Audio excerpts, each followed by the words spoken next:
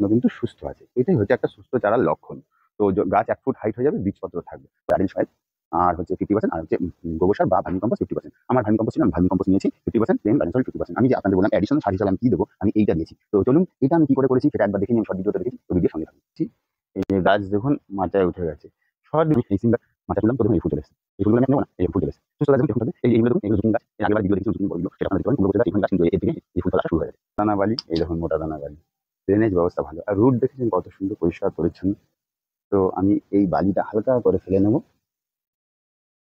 কি সুন্দর রুট, আস্তে করে আমরা এইভাবে বসিয়ে দিলাম, এভাবে সোজাভাবে বসাবেন। আরেকটা কথা, যেদিন লতানো সবজি বসাবেন, আমি আপনাদের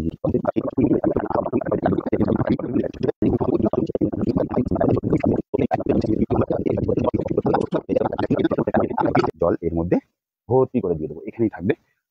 নমস্কার বন্ধুরা, আমি উদ্ধব, আপনারা দেখছেন ফিটনেস গার্ডেন। আজকে যে বিষয়বস্তু নিয়ে আলোচনা করব সেটা হচ্ছে লাউ গাছ। হ্যাঁ, ইংরাজিটা বাটল গাছ বলে।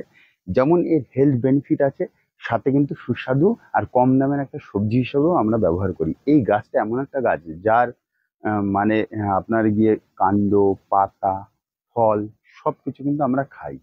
তো একটা সুস্বাদু সবজি হিসাবে আমরা চাষ করতে পারি। তো আমি প্রথমেই বলেছি আপনাদের, যে কোনো লতানো গাছ যখন আপনারা করবেন তখন কিন্তু সয়েল মিডিয়াতে বেশি সার দেবেন না। নর্মাল ভার্মি কম্পোস্ট বা গোবর সার 50% আর মাটি 50% দেবেন। এবার কিছুটা সার না দিলে তো পারে না, সেই এক্সট্রা পাওয়ারটা যে দেবো সেটা আমি আজকে টোটাল ভিডিওটার মধ্যে দেখিয়ে দিচ্ছি কি করেছি। আপনারা যারা এখনো লাউ গাছ বা কুমড়ো গাছের বীজ থেকে কি করে করতে হবে সেটা আপনারা জানেন না, তো আমার একটা ভিডিও আছে ম্যাজিক বক্সে, কিভাবে বীজ অঙ্কুরোদ্গম হয় আর কি বীজ থেকে, খুব সহজ উপায়ে। তো সেই ভিডিওটা একবার আপনারা দেখে নিতে পারেন। তারপরে দেখুন, আজকে এই রকম ভাবে আমি কিন্তু একটা লাউ গাছ করেছি। এই লাউ গাছটা দেখুন, আমি আপনাদের আগেই বলেছি সুস্থ চারার লক্ষণ কি, গাছ 1 ফুট হয়ে যাবে, অথচ কিন্তু এই বীজপত্রটা দেখুন, এই বীজপত্রটা কিন্তু এই কাছে আসুন দেখুন, এই যে বীজপত্রটা এখনো কিন্তু সুস্থ আছে। এটাই হচ্ছে একটা সুস্থ চারার লক্ষণ। তো গাছ 1 ফুট হাইট হয়ে যাবে, বীজপত্র থাকবে। তো আমাদের চারা সুস্থ, কোনো পোকা টোকা অ্যাটাক করেনি এখনো পর্যন্ত। তো যাই হোক, আমি এর জন্য কি করেছি, এটা একটা লম্বা জাতের লাউ। লাউটা হওয়ার পরে এই এই আমি বিস্তারিত আলোচনা করো, বীজ কোথা থেকে এনেছি, কে আমাকে বীজটা দিয়েছে। তো এই নিয়ে হওয়ার পরে আমার শর্ট ভিডিওতে আমি আস্তে আস্তে এর ডেসক্রিপশন দেবো, কি জাতের লাউ সেটা আমি বলছি না। আপনারা যে কোনো লাউ এখন বসাতে পারেন, আমি হওয়ার পরে আমার লাউয়ের জাত নিয়ে আলোচনা করবো। তার জন্য আমি নিয়েছি কিন্তু একটা 14 ইঞ্চি টব। আমি মাটির টব সবসময় প্রেফার করি। তো মাটিটা ঠান্ডা, মানে সয়েল মিডিয়াটা ঠান্ডা থাকে মাটির টবে। তো আমি এই খোলাম কচি দিয়ে এটাকে ঢেকে নিয়েছি। নিয়ে কি করেছি, আমি এই সিন্ডার কিছুটা নিয়েছি, সিন্ডারটা এই তলায় দিয়ে দিচ্ছি। আপনার লাল বালিও দিতে পারেন, কোনো অসুবিধা নেই। এটা কি হবে, ড্রেনেজ ব্যবস্থা ভালো হবে, তো গোড়ায় যাতে জল না জমে। খুব বেশি টাইট মাটি পছন্দ করে না লাউ গাছ। আরেকটা কথা আগেও আমি বলেছি, অ্যাডিশনাল টিপস হিসেবে আমি বলে রাখছি, যে কোনো লতানো গাছের গোড়া কিন্তু আপনারা খোঁচাবেন না, ভুলেও গোড়া খোঁচাতে যাবেন না। তো যাই হোক, এবার আমি যে সয়েল মিডিয়াটা, আমি প্রথমে ড্রেনেজ ব্যবস্থা করে নিলাম। 14 ইঞ্চি মাটির টবে খোলামকুচি দিয়ে ঢেকে আমি সিন্ডার দিয়ে, বা আপনারা মোটা দানার লাল বালিও নিতে পারেন।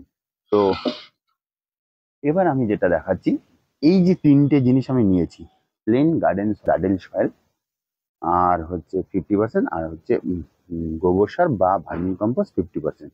আমার ভার্মি কম্পোস্ট ছিল, আমি ভার্মি কম্পোস্ট নিয়েছি 50%, প্লেন গার্ডেন সয়েল 50%। আমি যে আপনাদের বললাম অ্যাডিশনাল সার হিসাবে আমি কি দেবো, আমি এইটা দিয়েছি। তো চলুন, এটা আমি কি করে করেছি সেটা একবার দেখে নিই, আমি শর্ট ভিডিওতে দেখেছি, তো ভিডিওর সঙ্গে থাকুন।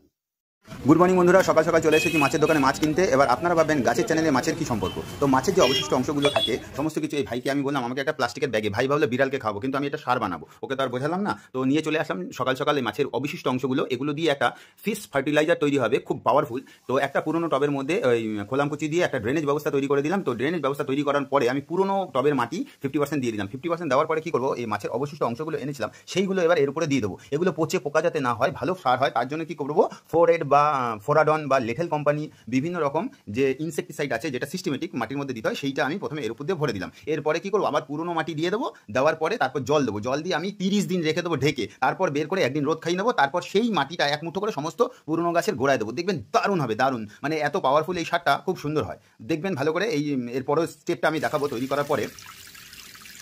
তো তারপরে আপনারা বুঝতে পারবেন যে গাছের গ্ল্যামার কতটা হয়। এটাকে শুকিয়ে এটা ঢেকে রেখে দিচ্ছি আমি, 1 মাস বাদে বের করবো। তো বন্ধুরা 1 মাস বাদে দেখুন কি অবস্থা হয়েছে। তো আমি এটা বের করেছি, বের করে দেখলাম বেশ হালকা হয়েছে। আমি উল্টো করে এটা ঢেলে দিলাম, দেখলাম একাই খুলে গেছে। তো দেখুন আগেও ড্রেনেজ ব্যবস্থা ছিল সিন্টার দিয়ে, তো খুবই হালকা। এই দেখুন মাছগুলো পুরো অবশিষ্ট অংশগুলো পুরো মাটি টাইপের হয়ে গেছে পুরো। এবার আমি কি করব, এটাকে গুঁড়ো করে পুরো কড়া একদিন আমি টপ দিয়ে ভেঙে নিচ্ছি, একদিন টানা রোদে কড়া রোদে রেখে তারপর এটাকে ইউজ করব। তো এইভাবে কিন্তু আপনারা 1 মাসের মধ্যে আপনারা সার মাটি তৈরি করে নিতে পারেন, যেটা যে কোনো গাছে আপনাদের খুবই উপযোগী। ফিশ ফার্টিলাইজার হিসাবে আমি এর আগে শর্ট ভিডিও এটা আমি দিয়েছিলাম। তো ভিডিওর সাথে থাকুন, কন্টিনিউ করতে থাকুন, আমি বিস্তারিত ভিডিওতে ফিরে আসছি। তো দেখলেন আমি কি করে এই সারটা তৈরি করেছি, এই সার মাটি আর কি। তো এইটা কিন্তু আমি লাউ গাছ বসানোর জন্য দেব। তো আপনারা ইজিলি এই প্রসেসটা, এই টেকনিকটা ইউজ করতে পারেন। বাজার থেকে এনে মাটির মধ্যে বসিয়ে দেবেন, আর 15-20 দিন বাদে রোদ খাইয়ে নিয়েছি একদিন, মোটামুটি ঠিক হয়ে গেছে। এই তিনটেকে আমি মিক্স করে নিচ্ছি। মিক্স করতে করতে হলুদের একটা গল্প বলি আমি। সেদিন আমরা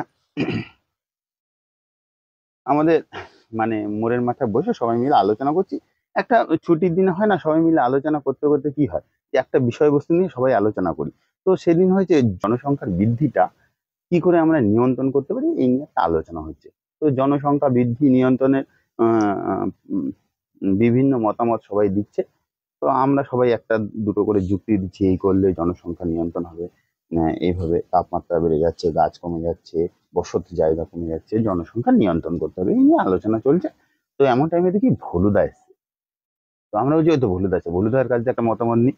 ভলুদাকে আমরা সবাই মিলে বললাম যে, ভলুদা, জনসংখ্যা বৃদ্ধি নিয়ন্ত্রণ কি করে করা যাবে, তুমি একটা যুক্তি দাও তো। বলে, তোদের এভাবে বোঝালে তোরা বুঝবি না, তোদের কাছে দেশলাই আছে? আমি বললাম, না, আমরা তো বিড়ি সিগারেট খাই না। তো বলে, একটা দেশলাই নেই। তো আমরা আমাদের মধ্যে একজন দৌড়ে গিয়ে দেশলাই পাশের দোকান থেকে কিনে আনলো, বললো খোল। তারপর ও খুললো, আমরা সবাই দেখছি হলুদার তো যুক্তিতে অনেক সুন্দর যুক্তি দেয়। বলে, একটা কাঠি বের কর।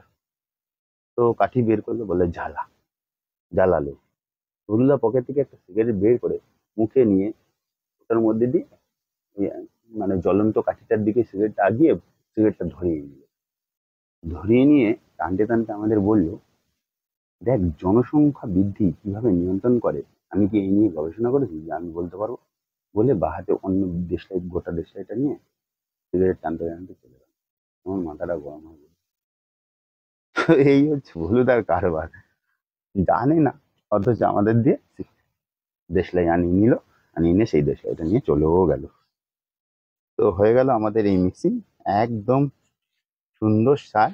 এটাকে মাছের সমস্ত কিছু দিয়ে বানানো, তাই মিন সারও বলা হয়। এই মিন সার বা মাছের সার, ফিশ ফার্টিলাইজার ইংরেজিতে বলে।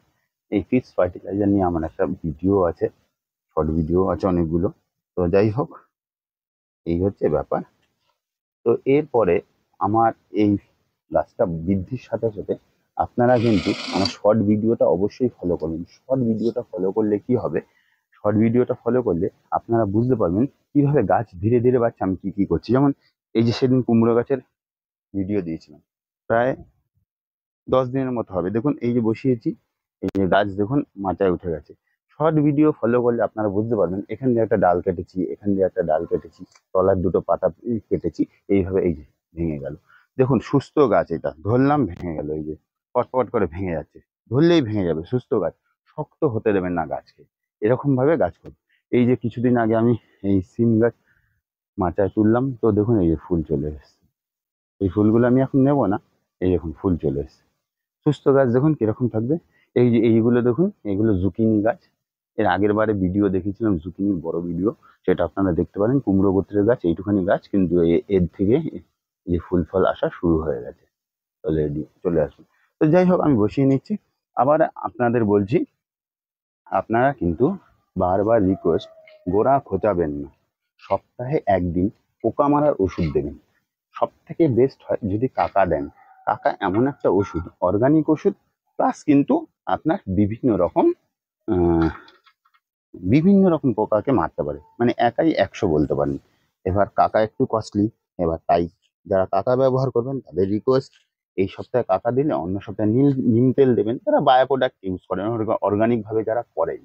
আর যারা কেমিক্যাল পছন্দ করেন তারা কনফিডার দিতে পারেন, ভিটা ব্যবহার করতে পারেন, বা বিভিন্ন রকম পোকা মারার ওষুধ দিতে পারেন। আরেকটা কথা বলি, এগুলো আমি বলছি বলে এগুলোই দিতে হবে এমন কোনো কথা নেই, এর কিন্তু আমি অ্যাডও দিচ্ছি না। আমি বলছি আমি ব্যবহার করে যেটা উপকার পেয়েছি সেটা আপনাদের বলে দিচ্ছি।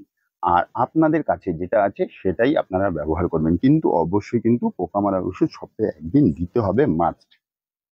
আর 15 দিন অন্তর একদিন কিন্তু আপনারা যে কোনো মাইক্রো নিউট্রিয়েন্টস ব্যবহার করবেন। কারণ এটা টবে করছি, ওর যা কি কি ওর চাহিদা আছে আমরা জানি না। তাই আমাদের কিন্তু সমস্ত ওর চাহিদাটা এই মধ্যে যোগান দিতে হবে, তাহলে ওর চাহিদা পূরণ হবে, নইলে হবে না।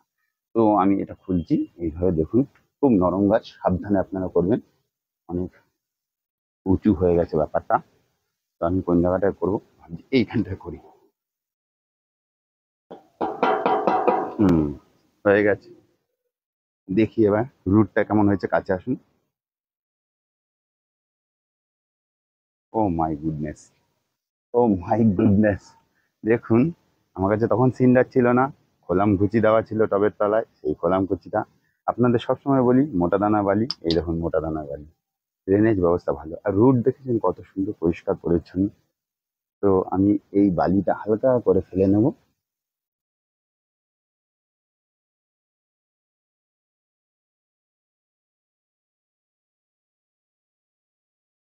বালিটা এই মাটিটার মধ্যে মিশিয়ে দিলেও কোনো অসুবিধা হবে না। আমি একটুখানি ডাউন করে বসবো। কেন ডাউন করে, অত্যাধিক ডাউন হয়ে গেছে, আর একটু মাটি দেবো। কেন ডাউন করে বসাতে বলি, উপর থেকে না আমরা কিছু চাপান সারও দেবো। সুতরাং একটু উপর থেকে চাপান সার দিলে যখন উপর থেকে রুটটা উঠে আসবে, সেটাকে যদি আমরা চাপান সার দিয়ে ঢেকে দিই, তাহলে কিন্তু গাছটা আরো জোর পাবে।